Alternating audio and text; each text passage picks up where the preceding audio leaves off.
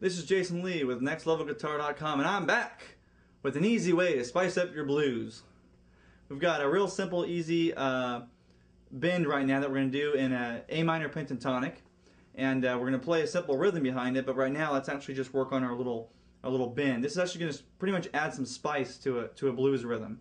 So let's try that right now. I'm going to be playing this exercise in A minor pentatonic, but you can pretty much move this around to any key. So here's what our riff's going to sound like right now. So right now, let's get into that. Right now, we're on the G string at the 5th fret, and we're pretty much going to break down that bend for you. I'm going to play it really slow so you can actually hear the characteristics of the bend. When you hear it a little bit faster in the progression, sometimes it's hard to understand, how it's getting that tone right before you go to another note. So let's try that right now. We're on the 5th fret on the G string, and we're pretty much going to bend it at the same time as we're plucking it. We're going to pluck it a little bit harsh, but just listen to the bend right now as I'm actually pulling on the string. And this is definitely a bend you're going to want to pull down like this. You don't want to go up, so we're going to pull down. So let's try that right now. And in the progression, you can actually end up holding it on the bend to go back down to the 7th fret on our 3rd string. So if you actually watch that right now, we'll do that. And remember that 7th fret right here on the D string is going to be our A note, which is where the resolve is on the actual hook. So that's why it sounds kind of catchy and hooky. So let's try that right now. We're going to do the same bends again. Now what I'm doing with my right hand is actually just kind of pausing that string in mid-bend. So if you watch right now, we're just going to worry about that one bend. Let's keep practicing it this way. So you can actually kind of hear my finger pressing on the string with my rhythm hand. So we'll try that again. And remember, whenever you're jamming in a minor pentatonic, it's very easy to throw this bend in there. So if you're jamming with the band, you want to kind of add a little spice. If you're the lead guy, you can pretty much use this effect. Alright, so now we've actually set our looping unit to a simple 2-chord progression in the key of A minor, and our simple chords are going to bounce back and forth between A minor and F.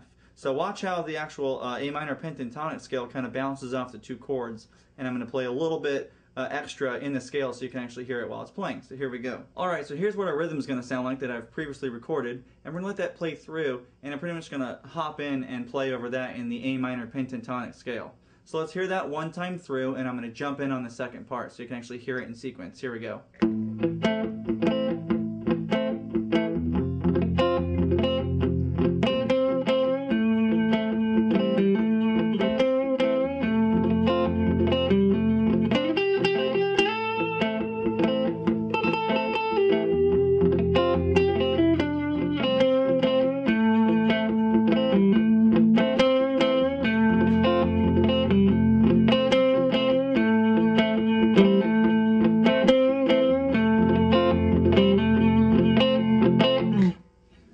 So right now you actually heard how I played it in sequence with the 2 chords. 2 chords are a really good way to actually practice the scale because you've got just bouncing back and forth, and it gives you a chance to really learn the scale too. You can just keep listening for the notes, and I think this is definitely a great exercise that's going to help you along with your soloing skills, especially in the blues world and when you go to jam with somebody too.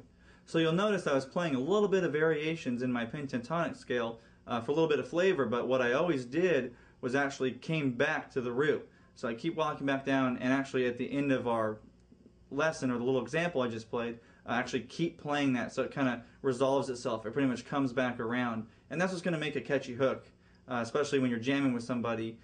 They can actually follow along with you a lot better too. So now we're actually going to try that in a quick example and actually show you that I'm going to keep resolving back to that hook as if it's the catchy part of the song that we're trying to make. So let's try it. Same rhythm, we're going to play the same hook, but I'm going to play a little bit of variations and always come back to the hook. So here we go. Here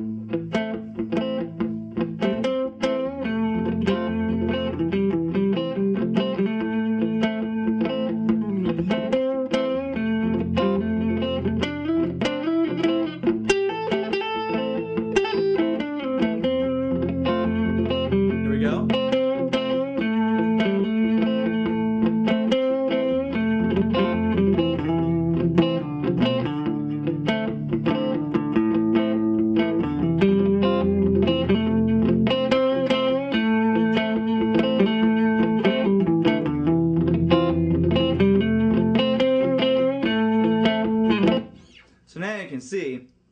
did a little bit of walking around that whole hook too, but always came back to it.